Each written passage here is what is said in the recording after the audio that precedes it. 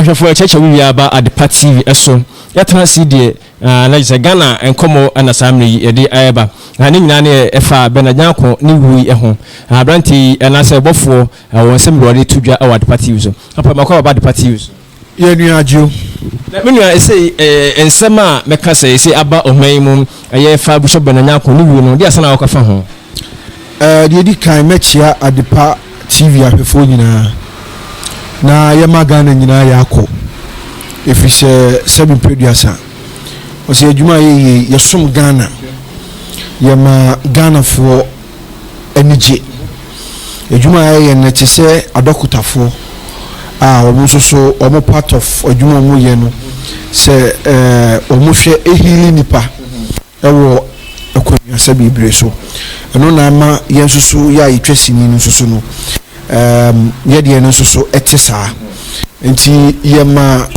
yenua Bishop Bernard Nyako na busua emu nyina yakọ ne ma yemo mo shedin na Kumawood abusua nyina soso no yema ye ho yakọ what's the from Kumawood yakọ we dey ne fa nkomo twe na hyeso enipa bebre osofo baako osefo no Apostle Rabbi wode nsem eba betudwa oso na initial no hye eye Bishop Benanyako na se bushafo nti na se oja ne hwe kakra enna ma ne se mitma ka se ofuru ko no Kumawood members ni bi so binom kasafa won se Kumawood members ni bia na de ekunu woti sansem ya de asa na okafa ho hwe ajiu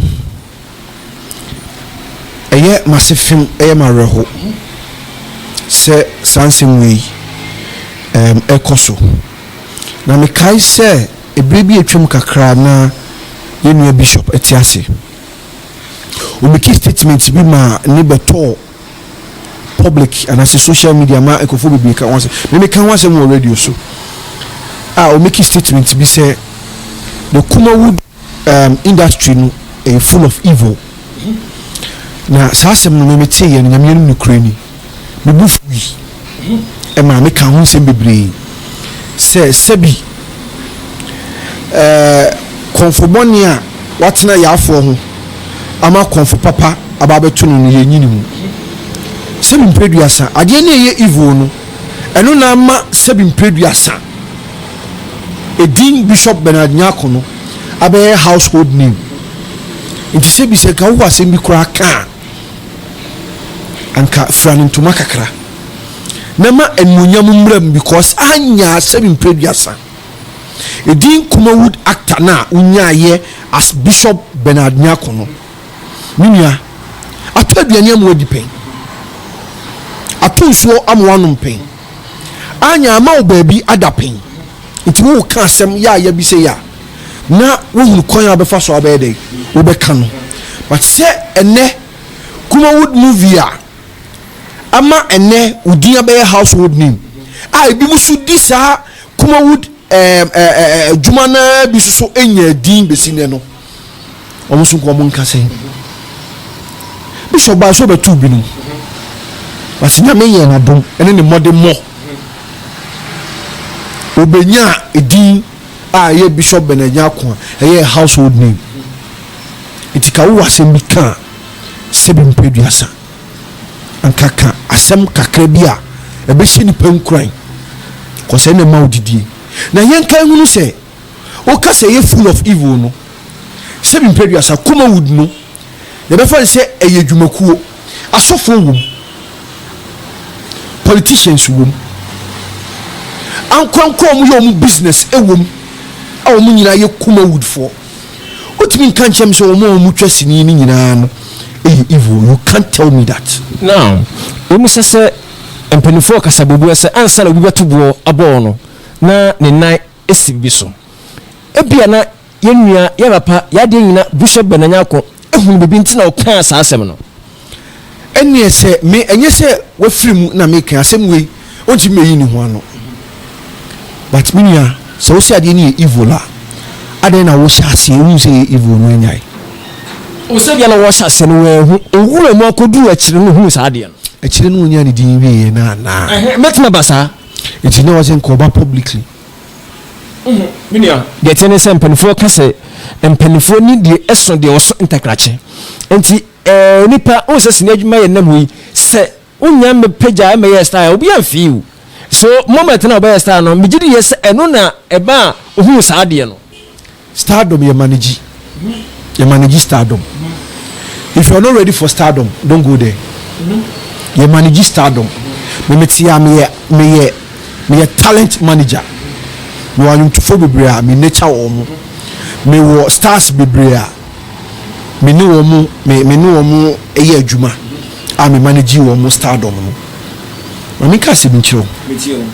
If you're not ready for the world, don't join the world.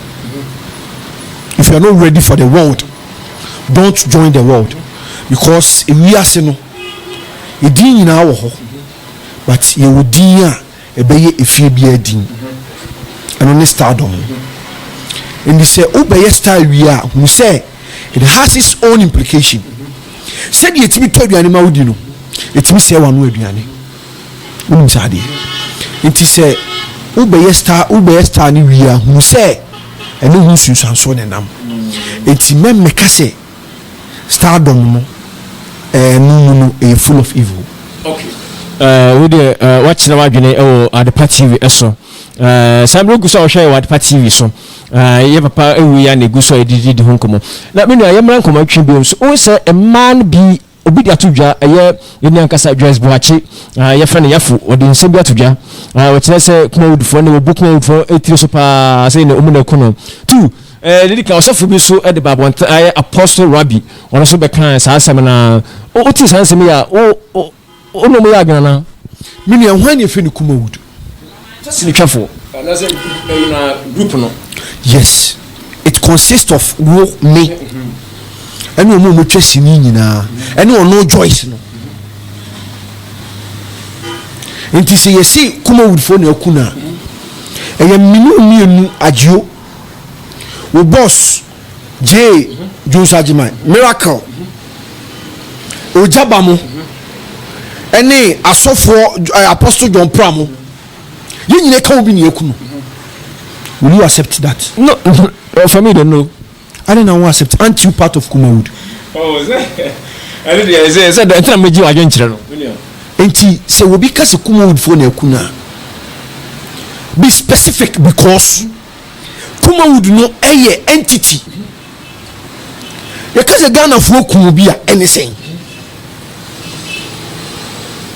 do make what you say Kumawood no mpanifo wom enkwala wom adantam wom nti which parts of Kumawood ene ku Bishop Bernard Nyako ama abusuafo ni bi ene ye ankasa Kumawood fo no ebi mu dia ye twa prom de wisa mamusa ama asamo ya babo ntena ama Ghana fo bebre na ankasa nso se Kumawood fo de mpeluto ebasa wote sansem na menua o gene sai ka kira me se adwuma bie ni wa obi mpe spiritual bambo de wo ye bia se wo so woni spiritual back in ajade wo ye minute ye mo de bo me ho ban wo so tie wo nyam ye bo ho ban eni se me bo me ho ban na wa me so me ahwe be de wo hu se akọ bo no ho ban you can't sit anywhere en kase obi ayo obi bibi wo me tram ye nka wo hu se ma ye me hu bibi ti se me no tie no kan say obofo onanti o no onanti be don se me nante so wo se fie be don se me pia kwa adwu so wo so pie eti ye pie ni be bia ye ko so you can't sit anywhere and can't kire me say Kumawood masa so wo ya de kwa no ma ho ban ya forget you are useless being se bambo ni pandi bambo kra de bo ho ban so wo di ewrade bambo na bo ho ban de we save se bambo ni de bi di bi achi okay enti se me ka se wo bo ho ban a obu wa ni Kristo som e bambo asem na wo ka no si ewe a or 1% okay but the future obo no ho ban and only nkofo be mistakes okay o bambo mu no hweden sha wa hye wo ho ansan no wa kosa bambo na asem. Let me say this,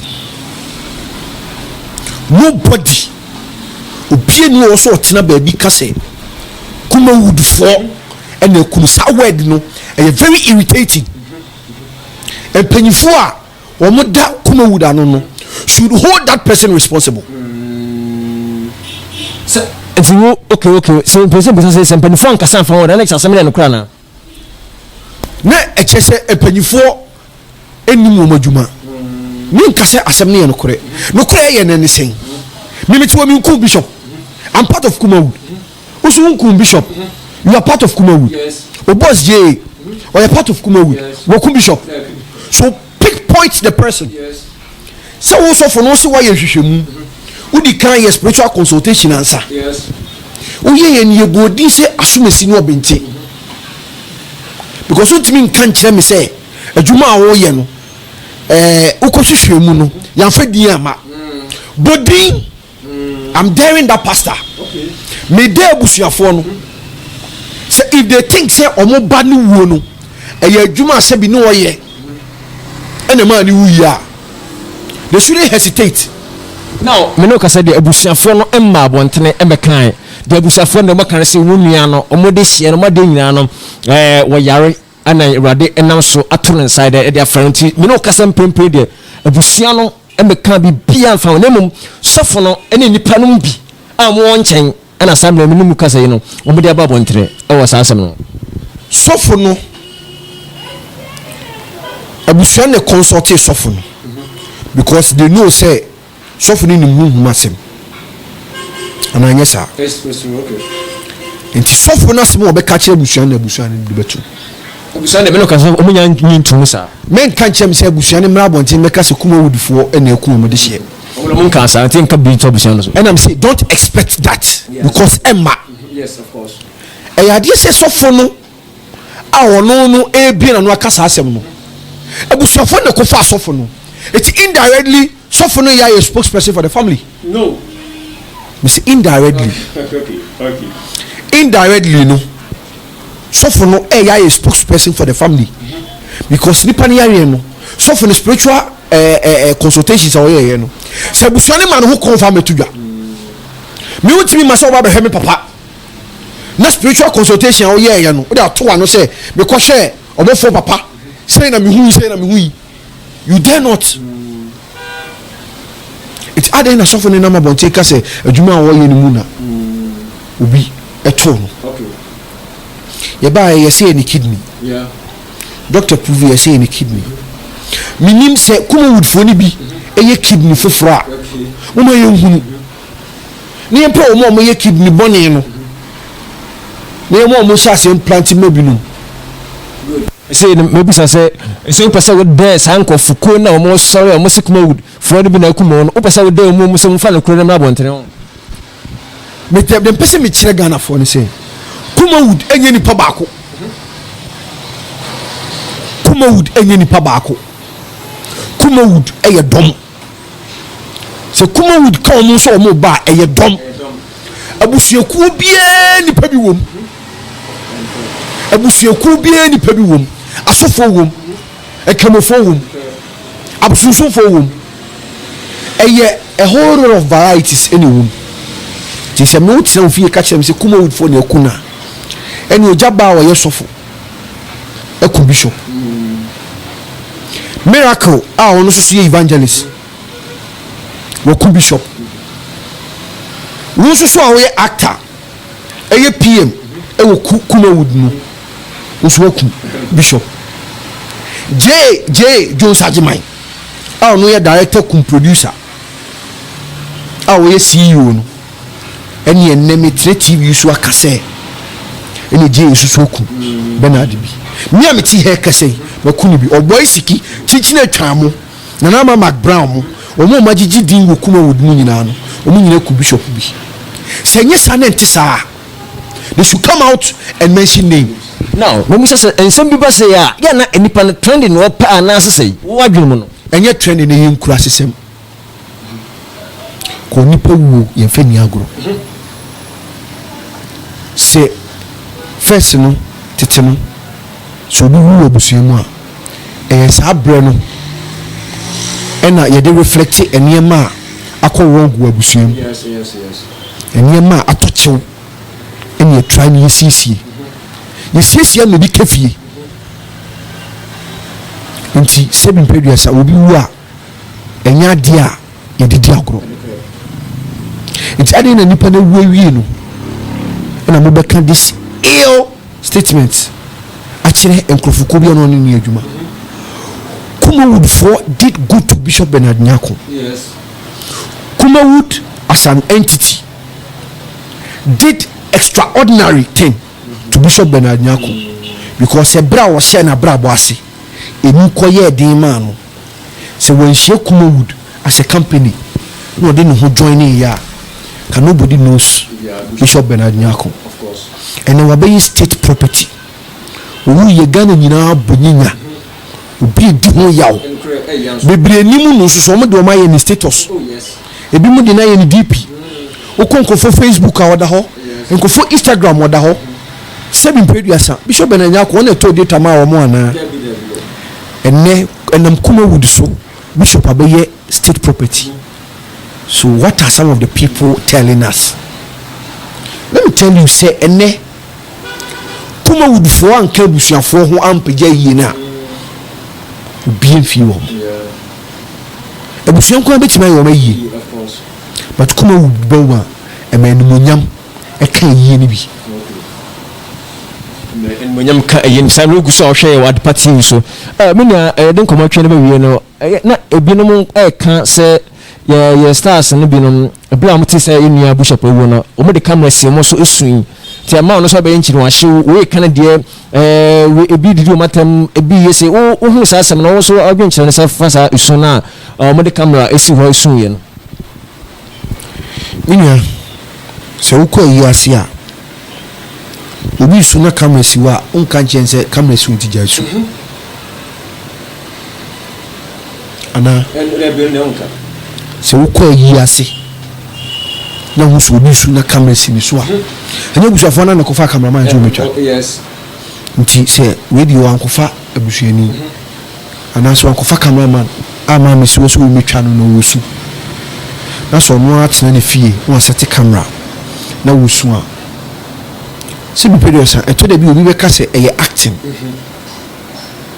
but eye acting no esu a form of an acting a form of an actor nipa no to portray something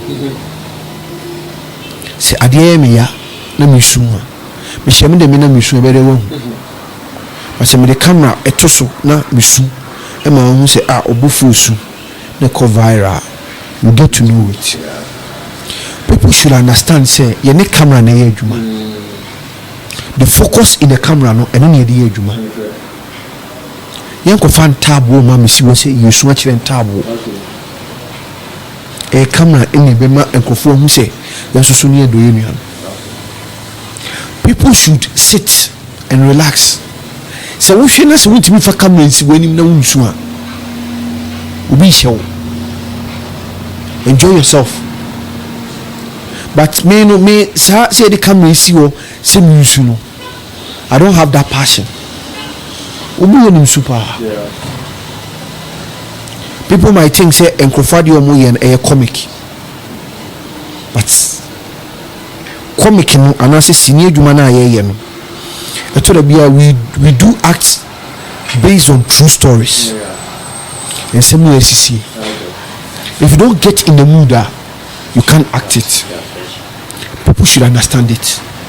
No one give microphobic credit say Opa, I'm challenging those people. This is a challenge I'm made to Amubia. Take your phone, sit down and relax, cry 1 minute. Never to social media platform. You are a bear assess it, near ready any day real. ehwe ndi ebe ese enkomatwe no yede abawie sami Adepa TV so oguso ahwe djuma de mi amede blemu amede ho chia me bidan akwasi adjuma betimi afrem agio meni mi ankasa menua obofo Michael obofo junior ane atenasia Kumawood fo Kumawood nkomo na sami yede eblemu na menua yede ni nyina abawie no meni yese obetuma tu enuanom fo mo kasa se Kumawood fo no na eja no meni se ode strong one na mo na de asam ana waka ditwa to kra nkomatwe mo agio me da se Mama Misakunya will say, this is a message to Ubibia or Cheyenne. The best says, so we show a part of Kumawood. That's the same way a Koso. We should meet now fee. A case a yampa Kumawood for no kuna. Bow down your head in shame. Ewenim ene guasie se wenye bia ma wasia ye san hwe nyambo ne krono. People should get respect for this job. Ghana na sebin preduasa sinitwa ayefo ama sebin preduasa nkurasefo bia no mabambi.